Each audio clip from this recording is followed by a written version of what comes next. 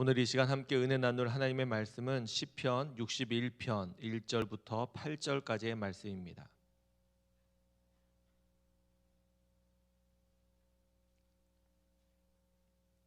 시편 61편 1절부터 8절까지의 말씀입니다. 말씀을 같이 함께 읽도록 하겠습니다. 하나님이여, 나의 부르짖음을 들으시며 내 기도에 유의하소서. 내 마음이 약해질 때에 땅끝에서부터 주께 부르짖으오리니 나보다 높은 바위에 나를 인도하소서. 주는 나의 피난처시요 원수를 피하는 견고한 망대이심이니이다. 내가 영원히 주의 장막에 머물며 내가 주의 날개 아래로 피하리이다. 주 하나님이여, 주께서 나의 서원을 들으시고 주의 이름을 경외하는 자가 얻을 기업을 내게 주셨나이다. 주께서 왕에게 장수하게 하사 그의 나이가 여러 대에 미치게 하시리이다. 그가 영원히 하나님 앞에서 거주하리니 인자와 진리를 예비하사 그를 보호하소서. 그리하시면 내가 주의 이름을 영원히 찬양하며 매일 나의 서원을 이행하리이다. 아멘. 먼저 잠깐 알리는 말씀 제가 전해드리겠습니다. 우리 오늘은 올해의 마지막 날이죠. 그래서 오늘 밤 11시부터 송구 영신 예배 우리 이 자리에서 함께 드리게 됩니다. 예배 시간에 특별히 개별 키트 사용해서 우리 성찬식도 진행합니다. 근데 경건한 마음으로 나오셔서 함께 송구 영신 예배 드리실 수 있길 바라고요.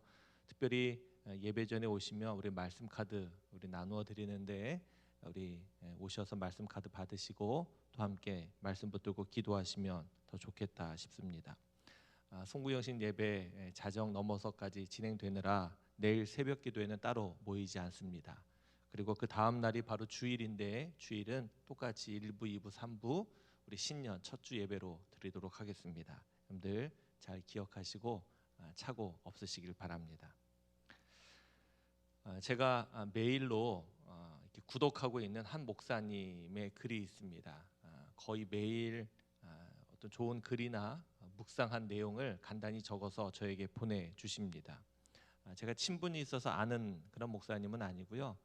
그런 활동을 하시는 목사님하고 어떻게 연계가 되어서 메일로 받고 있습니다. 그런데 어제 보내주신 글이 제 마음 가운데 인상 깊어서 잠깐 소개하려고 합니다. 제목은 이렇게 되어 있었습니다.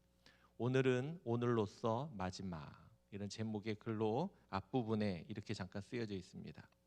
실은 우리의 일생은 매일매일 하루하루가 창조의 첫날과 같은 것이고 매일 종말의 마지막 날인 하루하루를 살고 있는 것이지요. 오늘은 오늘로써 마지막이고 내일은 내일로써 첫날입니다. 정말로 맞는 말이죠. 오늘은 우리가 맞이하는 새로운 첫날이기도 하지만 오늘은 오늘로써 마지막 날입니다. 우리에게 주어진 하루하루가 얼마나 소중한지를 새삼 깨닫게 됩니다. 오늘 하루가 저와 여러분들 모두에게 더없이 소중한 귀한 하루가 될 수 있기를 바랍니다. 오늘 우리가 함께 읽은 시편 61편은 다윗의 시로 현악에 맞추어 부르는 노래다, 그렇게 소개되어 있습니다. 우리가 알다시피 다윗은 수금을 연주하는 그러한 소년이었죠.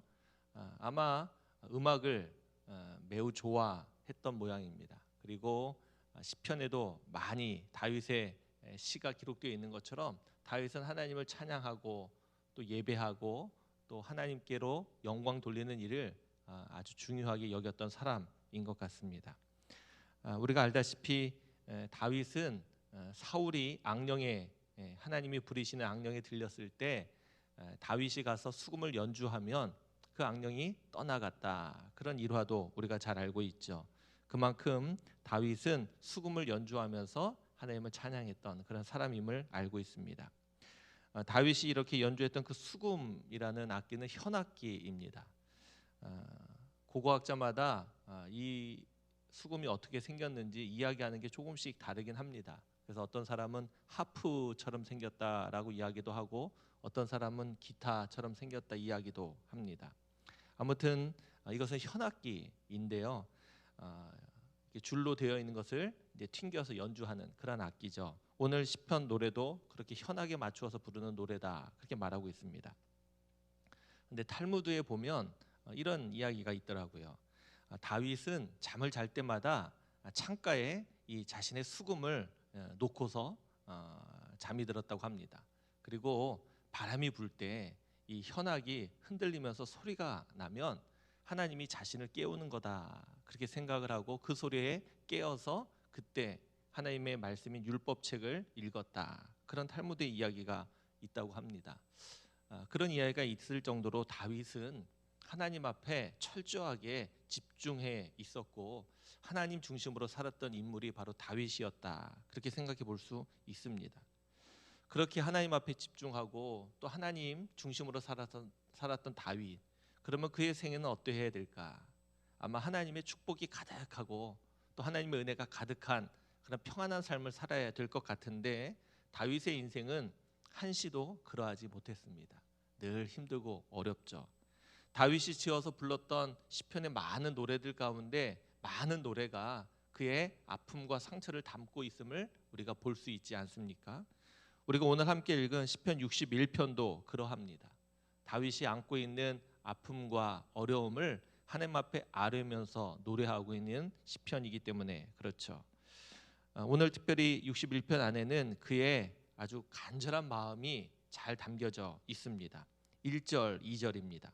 하나님이여 나의 부르짖음을 들으시며 내 기도에 유의하소서. 내 마음이 약해질 때에 땅끝에서부터 주께 부르짖으오리니 나보다 높은 바위에 나를 인도하소서. 사람들마다 기도하는 모습은 다 다릅니다. 어떤 사람은 큰 소리 내서 기도하는 것을 더 좋아하기도 합니다. 또 반면에 어떤 사람들은 조용히 속으로 묵상하며 기도하는 것을 더 좋아하는 사람들도 있습니다. 어느 것이 옳다, 어느 것이 맞다 그렇게 말할 수 있는 것은 아닙니다. 어떻게 보면 그 사람이 경험했던 하나님의 경험 때문에 그런 기도하는 태도와 습관이 만들어져 있기 때문에 그렇죠. 그런데 그렇게 만들어진 습관이나 그런 모습들도 상황에 따라서 바뀌긴 합니다. 어떨 때는 조용히 기도하는 사람이 갑자기 소리내서 기도하고 싶을 때도 있고 또 뜨겁게 기도하던 사람들도 또 조용히 기도하고 싶을 때도 있는 겁니다. 그런데 오늘 성경의 표현대로 부르짖어 기도할 때가 있는 겁니다. 언제 그렇게 기도할까? 다급한 순간, 큰 위기의 순간, 아주 절대절명의 순간 누구나 아마 부르짖어 기도하게 되지 않을까 싶습니다.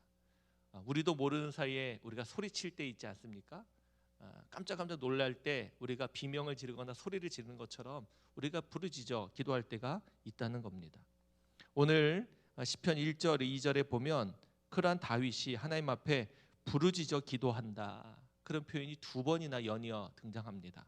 그만큼 지금 다윗은 간절하고 또 그 마음이 얼마나 하나님 앞에 이렇게 뜨겁게 다가가고 있는지 우리는 생각해 볼 수 있습니다. 아마 이 모습은 다윗에게는 어떻게 보면 어울리지 않는 모습입니다. 다윗은 늘 용감했고 당당했던 사람이었기 때문에 그렇죠. 그랬던 그가 하나님 앞에 견딜 수 없는 고통과 아픔 또 불안과 두려움 속에서 부르짖어 기도한다. 그렇게 말할 수 있는 것은 아마 어울리지 않는 모습일지 모르겠습니다. 그러나 지금 다윗은 하나님 앞에 그렇게 간절하게 부르짖어 기도하고 있다. 그렇게 말하고 있습니다. 그런데 그렇게 기도하고 있는 정확한 사건이나 내용은 우리가 알 수 없지만 미루어 짐작해 보는 겁니다. 아무튼 그가 그렇게 기도하고 있는데 그의 상황을 묘사하고 있는 부분이 2절에 등장하죠. 2절에 보면 이렇게 고백하고 있습니다. 내 마음이 약해질 때, 내 마음이 약해질 때. 늘 하나님 앞에서 당당했고 용감했던 다윗이었습니다. 여러분도 혹시 다윗이 소년이었을 때 골리앗 앞에 섰을 때의 모습 기억하십니까? 모든 이스라엘 군인들 심지어는 사울 왕조차 무서워서 벌벌 떨고 있었던 그때에 아무런 무기도 없었던 다윗은 그 골리앗 앞에 얼마나 용감하게 당당하게 나아갑니까? 그런 다윗이 그렇게 굳센 믿음이 있었던 다윗이 지금 그의 마음이 약해져 있다. 약해져 있다. 그렇게 말하고 있는 겁니다.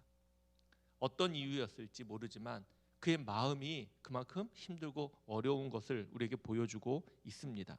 뿐만 아니죠. 그 다음 이어지는 말씀입니다. 땅 끝에서부터 주께 부르짖어오리니. 땅 끝. 오늘 저는 이 새벽에 이 땅 끝이라는 의미를 좀 생각해 보려고 합니다. 그래서 말씀의 제목도 땅 끝에서부터 이렇게 정해봤습니다. 이것은 지리적인 의미로도 사용될 수 있지만 아마 영적인 의미로 아주 특별한 의미를 가지고 있지 않을까 싶습니다. 우리나라도 물론 모든 곳이 그럴 수 있지만 이제 땅끝 마을이라고 이름 붙여진 곳이 있죠. 저 해남에 가면 땅끝 마을 이렇게 부르는 곳이 있죠. 아마 더 이상 땅이 없으니까 땅끝 마을이다 그렇게 말을 하는 겁니다. 근데 앞으로 가면 바다죠. 더 이상 땅이 없는 거죠. 그래서 땅끝 마을 그렇게 말합니다.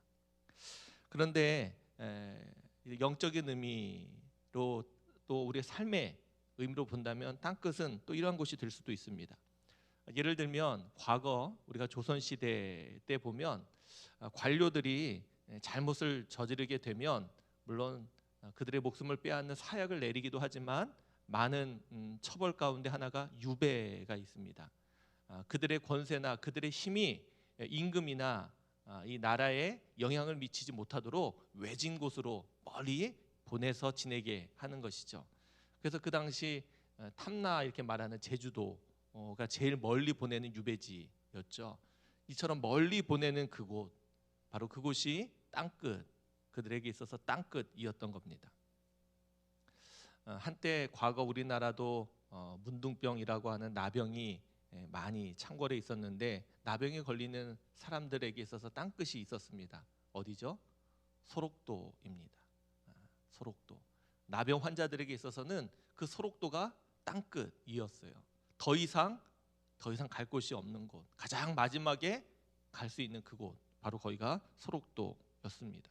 물론 지금은 그렇지 않죠. 그러나 그 당시 그들에게는 아마 그곳이 땅끝이었을 겁니다. 땅끝이란 이처럼 더 이상 물러설 곳이 없는 인생의 절벽을 말하는 것입니다. 지금 다윗이 지금 거기에 놓여 있다는 겁니다. 지금 다윗이 그가 영적으로 그의 인생의 땅끝과 같이 더 이상 나아갈 길이 없는, 한 발만 내디디면 절벽으로 떨어져 죽을 것 같은 그런 상황에 놓여져 있다, 그렇게 말하고 있습니다. 혹시 여러분들도 인생을 살아오면서 이렇게 땅끝에 선 것 같은 그런 경험이 혹시 있으십니까? 그때 여러분들은 어떻게 하셨습니까? 어떻게 그 어려움을 이겨내셨습니까? 예수전도단의 설립자인 로렌 커닝햄 목사가 쓴 벼랑 끝에 서는 용기라는 책이 있죠. 이 책은 젊은이들에게 벼랑 끝에 한번 서보도록 하는, 또 거기서 믿음의 용기를 가져보라는 그런 도전의 내용을 담고 있는 책입니다. 벼랑 끝에 서면 누구나 다 두렵고 무서운데 거기에 스스로 설 수 있는 용기를 가져보라는 겁니다. 거기에서 무엇을 가져야 합니까? 하나님이 우리를 여전히 붙드시고 도와주시고 함께 하실 거라는 믿음을 가져보라는 겁니다. 그런 용기를 가져야 한다는 겁니다. 우리는 땅끝에 가거나 서고 싶어 하지 않습니다. 왜 그렇죠? 너무나 두렵고 무섭기 때문에 그렇습니다. 그리고 우리 인생의 믿음의 땅끝에 서게 되면 우리의 믿음 없음이 여실히 드러날까 봐 그렇게 두렵지 않나 싶습니다. 평소에는 괜찮아 보이고 또 괜찮은 것처럼 여기고 있었던 우리의 믿음과 우리의 삶이 땅끝에 서면 터무니없이 무너질 것이고 우리의 믿음 없는 모습이 그대로 드러날 것 같기 때문 아닌가 싶습니다. 다윗은 그러한 땅끝에서 하나님을 향해서 간절하게 기도하고 있습니다. 3절, 4절입니다. 주는 나의 피난처시오 원수를 피하는 견고한 망대이심이니이다. 내가 영원히 주의 장막에 머물며 내가 주의 날개 아래로 피하리이다. 땅끝에 서서 지금 도저히 갈 곳이 없는 그가 지금 고백하고 있는 내용입니다. 주님은 나의 피난처시고 내가 나의 원수로부터 피할 수 있는 망대가 바로 주님이시다, 그렇게 말하고 있습니다. 그러면서 내가 주의 장막에 주의 집에 영원히 머물고 내가 주의 날개 아래로 피하겠습니다, 그렇게 말하고 있습니다. 아마 지금은 여기의 표현대로 다윗을 향한 원수들, 다윗을 대적하는 사람들로부터 다윗이 지금 도망와 있는 상황인 것 같습니다. 그래서 아무도 자기를 도와주지 않는 이 상황 속에서 모든 이들이 원수와 같은 그런 상황 속에서 자신이 피할 곳은 하나님밖에 없음을 지금 고백하고 있는 것은 아닌가 싶습니다. 더 이상 소망이 없는 그곳에서 유일한 소망은 하나님이라는 것을 다윗은 지금 노래하고 있는 겁니다. 그리고 이어지는 5절부터 8절까지는 이렇게 하나님께 피한 다윗이 하나님께 올려드리는 기도를 담고 있습니다. 하나님이 다윗을 건지시고 도와주시고 은혜를 베푸실 때 자기가 하나님 앞에 서원을 갚고 하나님을 영원히 찬양하고 노래하겠다, 그렇게 고백하고 있는 겁니다. 오늘 우리는 다시는, 그리고 더 이상 우리에게 주어지지 않는 2021년도의 시간의 끝에 서 있습니다. 오랜 시간 우리의 일상과 삶의 자리에 일어난 일들은 힘듦과 고난의 시간들이 아니었을까 생각해 보게 됩니다. 어쩌면 지금 이 시간 우리가 서 있는 이 자리가 다윗이 고백하고 있는 땅끝은 아닐까 생각해 보게 됩니다. 힘들게 지내왔던 이 시간의 마지막 그 날이 오늘이었으면 좋겠습니다. 그래서 하나님께 나아가 내일부터는 달라지는, 하나님이 도우시고 친히 붙드시는 그러한 날이 되기를 간절히 소망합니다.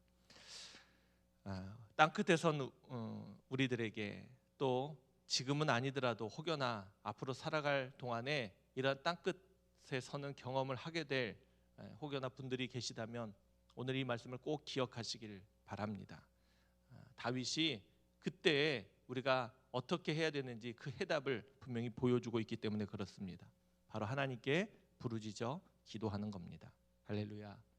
하나님만이 우리의 피난처시고 우리의 피할 망대이시고 우리가 영원히 거할 장막이시며 하나님의 날개 아래 피할 때 우리가 가장 안전할 수 있습니다.